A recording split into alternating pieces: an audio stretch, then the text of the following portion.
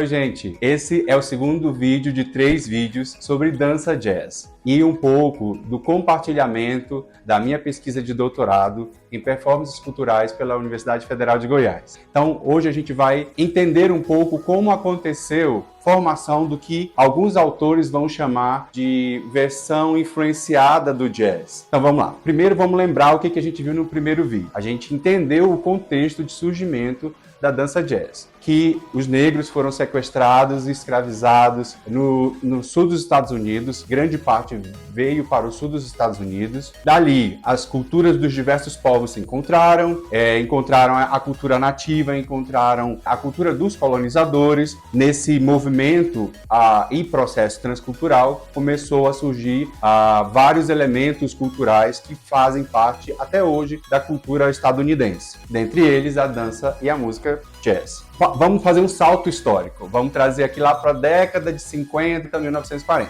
E por que eu citei anteriormente sobre a versão influenciada do jazz? As primeiras danças que eram executadas ao som de música jazz, que tinham movimentos específicos, nomes, e que algumas até hoje ainda existem, como é o caso do Lindy Hop. Essas danças que foram criadas, que foram executadas, que foram dançadas lá no século XIX, no século XVIII, elas ganharam uma nomenclatura. Elas são consideradas o que alguns autores vão chamar de jazz raiz, ou jazz roots, porque elas foram as primeiras que surgiram, foram as que fizeram parte ali das diversas possibilidades de se dançar jazz. E aí, com o passar do tempo, tudo vai mudando. E algumas linguagens de dança que vieram do jazz acabam se tornando independentes, acabam criando ali um caminho específico para si. Mas o jazz que a gente dança lá na escola, que a gente dança em mostras de dança, festivais, esse jazz, ele é considerado não um jazz raiz, ele é considerado um jazz influenciado. Por quê? Acontece uma mudança durante esse processo histórico, que é quando as danças consideradas jazz passam a serem executadas, passam a serem realizadas com outros tipos de música, e não com a música jazz. Existe até hoje uma discussão que só é jazz, só quando se dança com música jazz,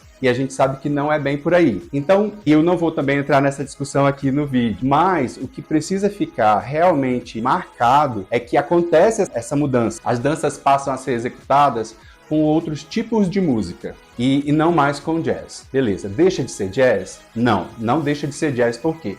Porque a gente ainda dança com influência lá do início, com todas as características, e é sobre essas características que eu quero falar. Essas características são marcadas por polirritmia, policentrismo e também pela improvisação. Claro que quando nós temos uma dança que sai das festas, dos salões de festa, das praças, dos momentos de comemoração, dos eventos, ou até mesmo de pequenas apresentações para palcos maiores, para filmes, para a grande mídia, tudo isso passa a entrar num outro processo semelhante ao que nós tivemos lá no início. A dança jazz vai se encontrar com outras linguagens de dança e ali nós vamos ter a formação daquilo que eu vou chamar de dança jazz moderna. E das características é importante a gente entender que os elementos das danças que foram colocados, dança moderna, balé clássico, as danças étnicas, esses elementos, eles compõem o jazz. Então a gente vai perceber características desses movimentos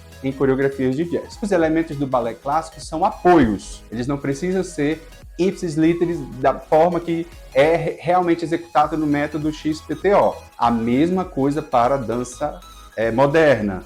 Nós temos contração, que vem de Graham, nós temos a movimentação de pelve, que vem da Danan, nós temos movimentações diversas de dança moderna e até mesmo as movimentações de característica afrodiaspórica que precisam ser observadas, que a gente precisa trazer para as nossas vivências em sala de aula ou até mesmo para que a gente possa enriquecer ainda mais o trabalho que a gente faz. E como o jazz é uma dança versátil, ela vai acolher também outras possibilidades de dança para si de forma que isso possa ser executado, claro, respeitando sim todas as técnicas já constituídas, que precisam ser levadas em consideração. Jazz é uma dança que também precisa manter e conceber dentro de seus processos elementos afrodiaspóricos, elementos étnicos e assim fazer com que haja sim uma dança que é uma nova linguagem, que não é algo que tipo assim tá perdido, sabe? Então assim é importante que a gente ressalte isso, que a gente entenda isso e que a gente promova isso durante os nossos processos de aprendizagem e de ensino, beleza? Mais detalhes tem lá na apostila, esses conhecimentos, todo o texto, tudo que a gente conversou aqui tá na bibliografia que encontra-se na apostila que tá aqui anexo, tá bom? No próximo vídeo a gente vai conhecer um pouco da história da dança jazz no Brasil, tá bom? Um abraço!